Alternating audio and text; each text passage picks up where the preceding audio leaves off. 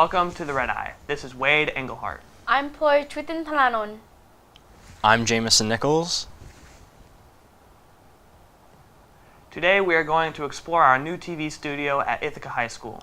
Next, talking about pop culture, giving you the latest scoop on all the things that don't matter.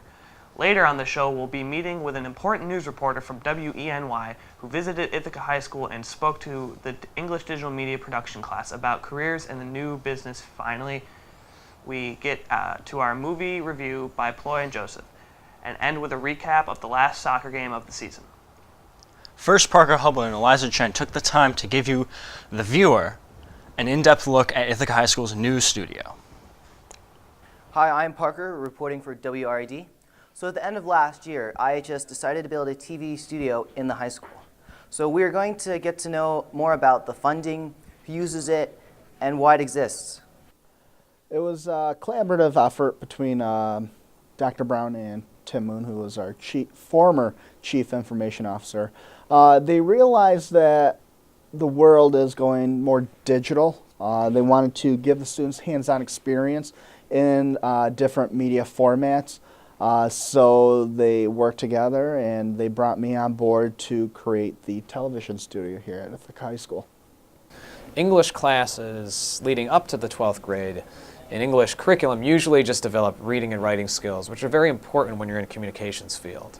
What our studio does is we take those skills we've been building for the last 11 years and last 3 years in high school, and we apply it with the technology that they will be using. This is real-world experience, stuff that you can't get normally in, let's say, my film studies class or in an AP Lang class. Those are great courses, but what we have with our technology here is the ability to translate skills we've been building up in English classes to technology you use in real studios, you use in real spaces where you'd be getting jobs. Well, I'm the floor director, so I kind of operate the cameras and I tell the anchors what camera to look at when I receive that message from the tech director. Well, since I'm the anchor, I usually have to use a teleprompter and just read from it. We also use the cameras. When we do our segments, I usually use all the cameras. We usually just use one of the field cameras, and in the other room with all the computers, we use Adobe Premiere Pro. So for those of you that don't know where our TV studio is located, you just take a right from the cafeteria and you go through the doors and right to your left, you know, that hallway that nobody ever goes down and everybody forgets about. Yeah, well, we're down there. You go pretty much all the way to the end, and there'll be 3 classrooms there on the right. So any of you that do have time should come and check it out. Sorry. I was just so distracted by all this fancy stuff. We're just so incredibly lucky that we have all this fantastic equipment and the opportunity to make this show. So, Ploy, what's next? Recently, we had a very special speaker come in and talk to our team about careers in the news industry. Here's how that went.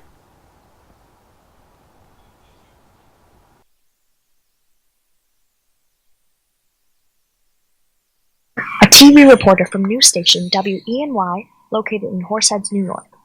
Her dedication and love for journalism directly impacted her success and got her to where she is today.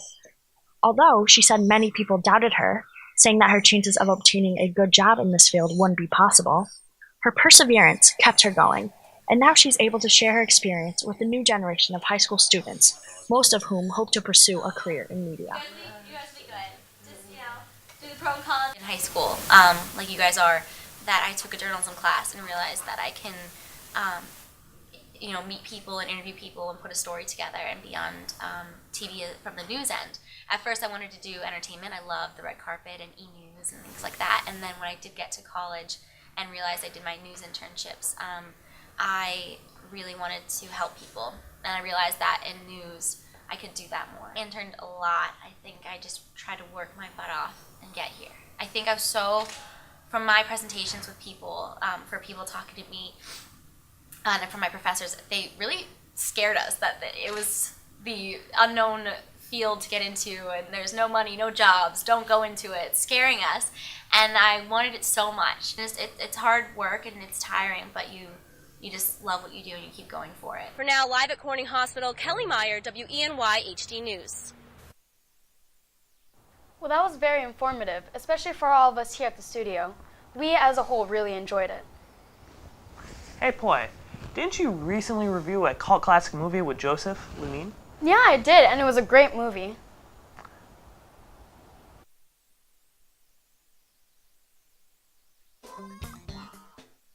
Hi, and welcome to Red Flicks Reviews. I'm Chloe. And I'm Joseph. And we're here to discuss movies and give information on whether or not they're worth seeing.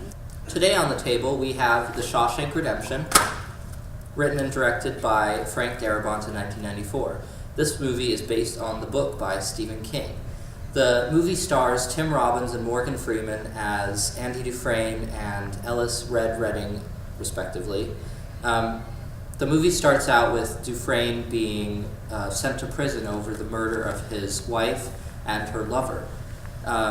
He says he did not commit this crime, but then again, all the Shawshank inmates say they did not commit the crimes that they probably did commit.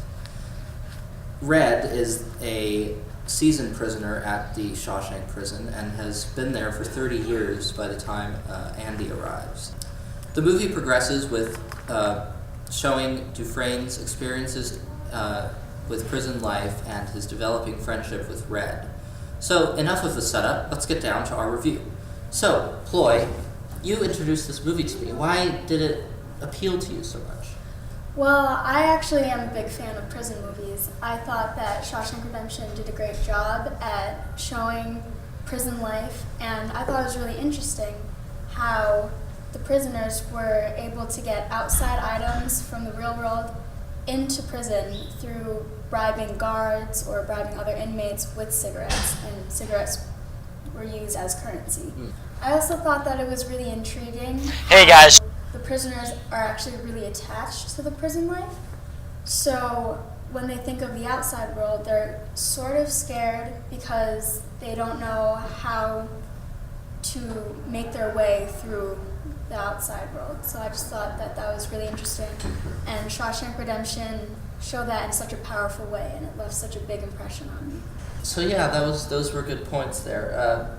One of my favorite scenes, I think, was when Dufresne plays music or opera music over the loudspeaker in the warden's office, and the warden is banging on the door and like demanding that he stop, but he just sits back and just keeps playing the music, and all the prisoners look up and see and like just stop what they're doing and just listen to the music, and it just feels like a really good moment in the movie, a break from the harshness of the prison. That was actually one of my favorite parts too. I think that it was great that we got to take a break from the movie and just listen to the beautiful music that was playing. So let's hear what the other viewers have to say about Shawshank Redemption. So thinking about Shawshank Redemption, it was, for me at least, it was really a great model of patience and perseverance especially. My barometer for toughness has been set. A lot of fun effects, great thing for me to see.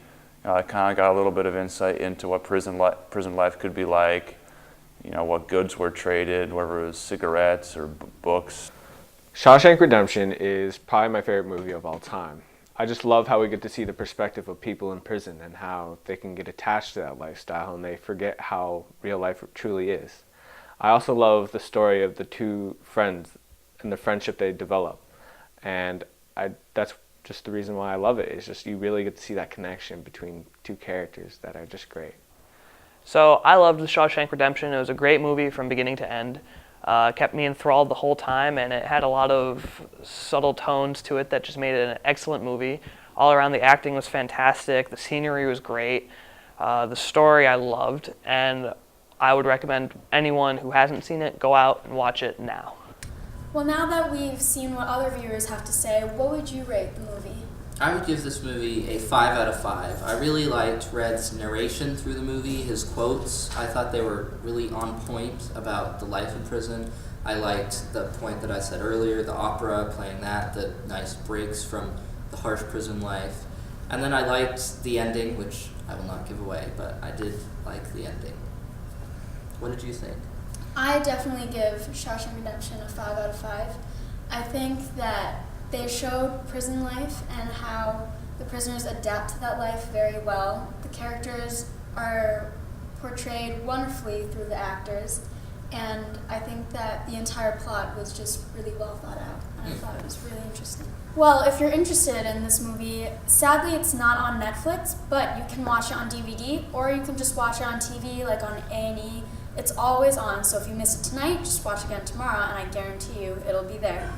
So viewers, what do you want us to watch next? Please tweet us at LudineIHS and at PloyCIHS and at IHSWired to give us a new movie to review for next week or the week after that. Thank you for watching, and hope you enjoy The Shawshank Redemption as much as we did. I personally loved that movie almost as much as my dog Baxter. But on to other news. We were approached by Ithaca City School District Superintendent Dr. Brown to help produce another show. Jamie, could you tell us more about that? So Dr. Brown hopes the content of the next show will be student produced and will focus on issues within the district. Through this new show, the community and students alike will have access to administration figures and big news and events that are taking place in the school district and in Ithaca. This is an exciting opportunity to team up with Dr. Brown, so be sure to look for this new segment in 2 weeks. But enough of that. Jameson over there had the task of covering everything in pop culture news. Hey guys, Jameson here.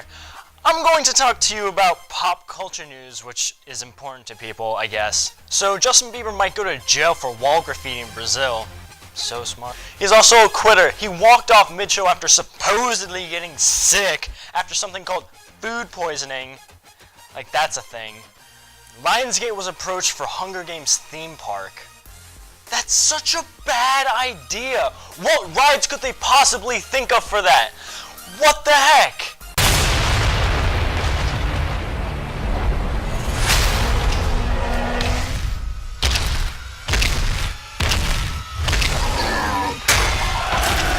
Thor: The Dark World earned 86.1 million opening weekend, so that's something, I guess. Video game sales beat movies 10-1. Suck it, movies! Something that might actually matter to you, Star Wars Episode 7 now has a release date December 18th, 2015. You can also send in like a video audition if you want to be in the movie, I guess. A 23-year-old won $8.4 million in the Poker World Series, so yeah. Lady Gaga hopes to be the first person to sing in space. What? Why? That's basically been done before by anybody that's been in space before. It's not that new. In other Lady Gaga news, she has a flying dress that kind of looks like one of those remote control helicopters that you get when you're 5 at Christmas, and it like breaks in 5 minutes, and it just crushes all your hopes and dreams. So yeah, that's what people care about.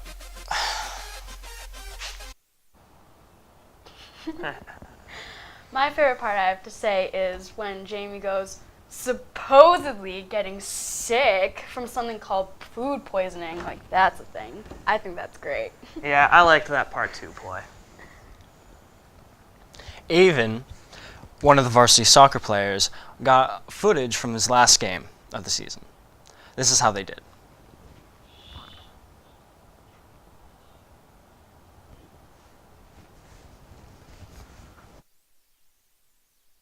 A little red. I've been looking to upset the #1 ranked team in the state and defending state champs, the Arlington Admirals, and make it to their first regional championship in school history. Tristan Robert runs up the side of the field and then passes to Luke Sinon, who tried to break the deadlock by dribbling past 2 Arlington defenders and then taking the shot at goal, which is saved by the Arlington keeper. Sam, watch 17. An Arlington midfielder passes the ball to an Arlington striker, who takes a cut with the ball, but then is immediately fouled by the Little Red sweeper, Jean Sinon. Arlington is awarded a penalty kick. John's playing out of position too much, so he has to race in. You can do it, Jeffrey! Move with you, Jeffrey! Eric Eastman, a captain of the Arlington team, steps up to take the kick.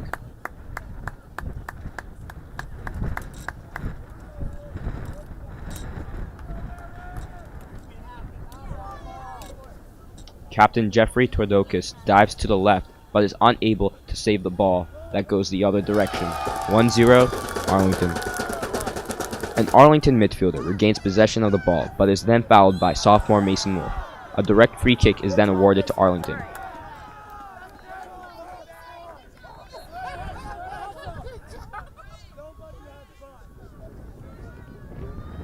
Listen, boys. All right, let's go, White. You can do it. Clear it. The free kick taker sends in a wonderful ball that is headed by an Arlington striker towards the net. Keeper Jeffrey Tordokas saves it. In the dying moments of the game, Ithaca regained possession of the ball. Captain Nicholas Gualtieri sends in a beautiful through ball to striker Luxanon, who is unable to get to the ball and is scooped up once again by the Arlington keeper. His last chance to score on the night. Done. Next script. They'll get them next time, but it looks like they ended up on a good note. So good job, guys. Well, that's all we have for you today. For Jameson Nichols and Ploy Down, I'm Wade Englehart. Thanks for joining us on The Red Eye.